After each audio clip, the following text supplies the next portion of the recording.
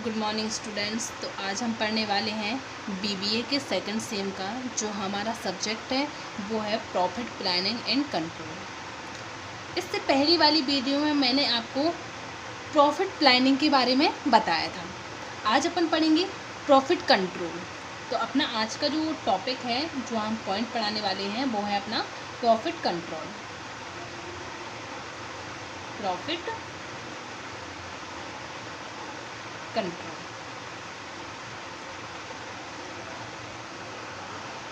तो profit control, तो सबसे पहले अपन पढ़ेंगे कि प्रॉफिट को कंट्रोल कैसे करेंगे, प्रॉफिट कैसे हमारा कंट्रोल में आएगा। जितना हम सोचते हैं, सपोज दैट हम जितना लगाते हैं, उसके बाद जो हम सोचते हैं कि हमारा इतना प्रॉफिट होना चाहिए, उस प्रॉफिट तक हम कैसे पहुंचेंगे, उस गोल तक हम कैसे पहुंचेंगे।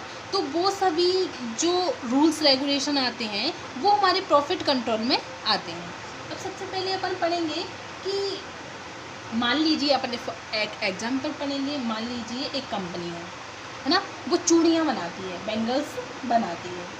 वो सोचती है कि वो चूड़ियाँ बनाती है और वो सोचती है कि मुझे 1 लाख का प्रॉफिट होना चाहिए। अब वो केवल सोच रही कि मुझे 1 लाख का प्रॉफिट होना चाहिए। एक कंपनी है, वो प्रोडक्ट बना रही है। मान लीजिए कि वो बैंगल्स बना रही है। तो अब वो सोच रही है उन बैंगल्स को बनाते बनाते कि उसको 1 लाख का प्रॉफिट होना चाहिए। 1 लाख का उसको प्रॉफिट होना चाहिए। पर उसका प्रॉफिट हुआ कितने का? तो प्रॉफिट उसका कितने का हुआ? 95,000 का उसको प्रॉफिट हुआ।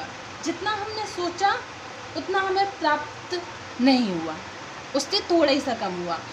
कितना सा गैप है? केवल 5% का गैप है। अगर ये गैप थोड़ा सा ज़्यादा होता या गैप बहुत ज़्यादा होता तो हम समझ लेते कि जो हमारी प्रॉफिट प्लानिंग चल रही है, प्रॉफिट कंट्रोल की जो प्लानिंग चल रही है वो हमारी सही नहीं है, मतलब गड़बड़ हो गई है। क्योंकि इसमें बहुत ज़्यादा अंतर आ गया। लेकिन इसमें 1 लाख जब वो सोच रहा है, 95,000 उसको मिल रहा है, तो उसमें केवल 5% का ही अंतर आया। मतलब जो उसने प्रॉफिट कंट्रोल की जो रूल्स बनाए हैं वो सही चल रहे हैं। वो रूल्स क्या हो रहे हैं? सही चल रहे हैं। अब क्या करेंगे? जितना हमने सोचा था, ये तो हमने सपोज किया था, इसको हमने सपोज किया था और इतना हमें मिला है। तो इन दोनों के बीच में हम कंपेयर करेंगे कि कितने का अंतर है, कितना अंतर हमें पड़ा है, कितने परसेंट। अगर इसमें ज़्यादा अंतर होता, जैसे मान लिया मैंने कि मुझे 1 लाख प्रॉफिट चाहिए, मैंने इसको मान लिया, सपोज किया, और मुझे 40,000 रुपये प्राप्त हुए। तो इसमें और इसमें कितना अंतर आ गया? 60 का अंतर आ गया। मतलब जो हम अपनी प्रॉफिट कंट्रोल जो रूल्स बना रहे हैं, जो प्रॉफिट कंट्रोल का गोल बना रहे हैं, तो वो हमारा गड़बड़ है, गलत है, वो सही दिशा में नहीं जा रहा है। लेकिन इसमें थोड़ा ही सा प्रॉफिट हुआ, मतलब इस बार 95 हुआ, नेक्स्ट टाइम कितना होगा? 1 लाख हो जाएगा। तो ऐसे ऐसे हमारी प्रॉफिट जो कंट्रोल हो रहा है वो कंट्रोल में है। तो उसने सोचा है 1 लाख का और 95,000 प्रॉफिट हुआ। अगर ये गैप ज़्यादा होता तो हम सोचते कि प्रॉफिट जो कंट्रोल में नहीं आ रहा है, प्रॉफिट कंट्रोल में नहीं आ रहा है, और जो पॉलिसी है वह भी गड़बड़ है, और जो पॉलिसी हम बना रहे हैं वो भी कैसी हो गई है? गड़बड़ है। तो प्रॉफिट प्लानिंग को अपने हिसाब से कंट्रोल करते हैं। मतलब जिसकी कंपनी होती है वो अपने हिसाब से, मान लीजिए कि हमारी एक छोटी सी शॉप है, अपनी एक छोटी सी शॉप है, तो छोटी सी शॉप में वो 1 लाख का प्रॉफिट नहीं सोच सकता कि हमें 1 लाख का प्रॉफिट हो। ये तो एक कंपनी थी, इसमें हमने किसका नाम दिया है? कंपनी का। तो कंपनी में जब वो 1 लाख सोच रहा है तो उसको प्राप्त हो गए, मतलब मिल जाएंगे। लेकिन एक अगर छोटी सी शॉप वाला है तो वो 5,000 सोच लेगा, 7,000 सोच लेगा, 4,000 सोच लेगा। तो जो हमारी प्रॉफिट कंट्रोल, मतलब जो पॉलिसी है वो सही चल रही है।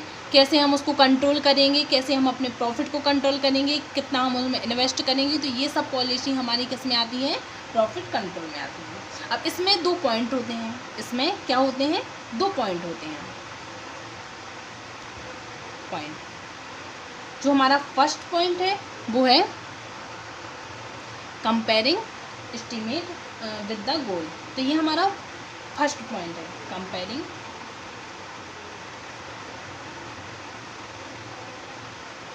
एस्टीमेट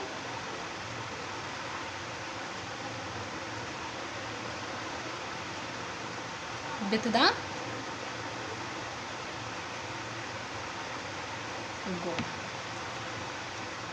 ये हमारा फर्स्ट पॉइंट है, कंपेयरिंग एस्टीमेट विद द गोल। तो ये क्या होता है? तो कंपेयरिंग एस्टीमेट, इसका मतलब होता है, जैसे कि मैंने अभी हाल आपको एक एग्जांपल दिया है।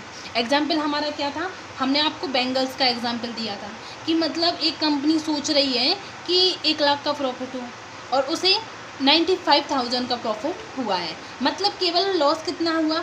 1 लाख का उसने सोचा और 95,000 उसे हुआ है। केवल इसमें 5% का अंतर आया। अब 5% का आया तो हम सोच सकते हैं कि जो हमारी पॉलिसी है, जो हमारा प्रॉफिट कंट्रोल, जो हमने रूल्स बनाए हैं, वो हमारे सही दिशा में जा रहे हैं। मतलब उनको हम एक सही तरीके से कंट्रोल कर पा रहे हैं। तो ये हो गया हमारा comparing estimate with the goal.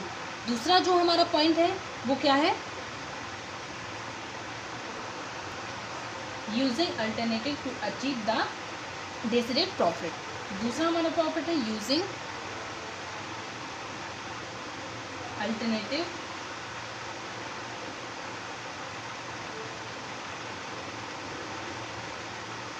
To achieve the decided profit. ये हमारा दूसरा पॉइंट है। ये क्या होता है? तो दूसरा हमारा पॉइंट है using alternative to achieve the designate profit.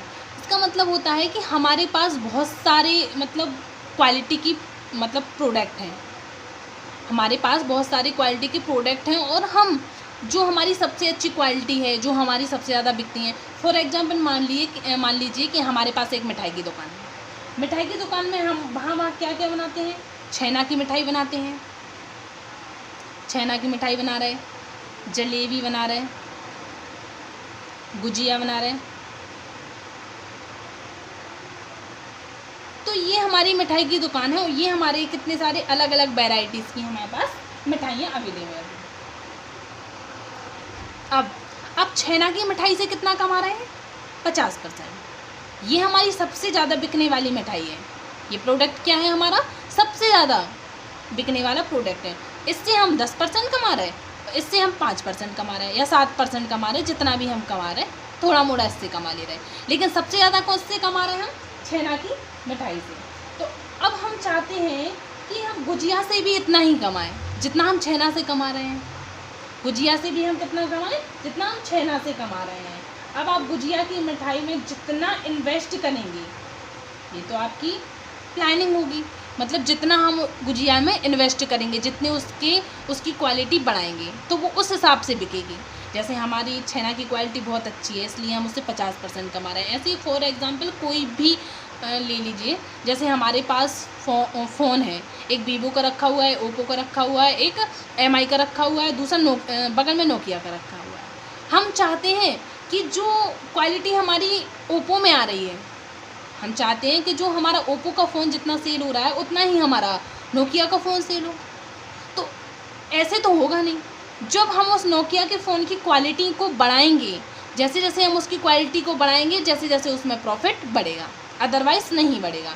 अगर हम चाहते हैं कि हमारे जो प्रोडक्ट्स हैं वो वैसे ही रहें लेकिन ओप्पो के अकॉर्डिंग बिकें, तो नहीं एक बिक पाएंगे। जितना हम उसमें इन्वेस्ट करेंगे, जैसे हम सोचते हैं नोकिया, अब इसमें हम इन्वेस्ट कर रहे हैं, इसकी कैमरा क्वालिटी भी अच्छी कर रहे हैं और भी जितने भी इन्वेस्ट होते हैं हम सारे इन्वेस्ट करेंगे, तो हो सकता है कि ये ओप्पो के अकॉर्डिंग बिकेगा। और अगर हम इसमें इन्वेस्ट नहीं करेंगे तो ये ओप्पो के अकॉर्डिंग नहीं बिकेगा। तो ये हमारा क्या हो गया? ये हमारी दूसरी पॉलिसी हो गई, जो है ये हमारी हो गई using alternative to achieve the desired profit. ये हमारी 2 प्रॉफिट की पॉइंट्स हैं, जो हमारे कंप्लीट हो गए हैं। अब आप लोग इसको नोट कर लीजिए।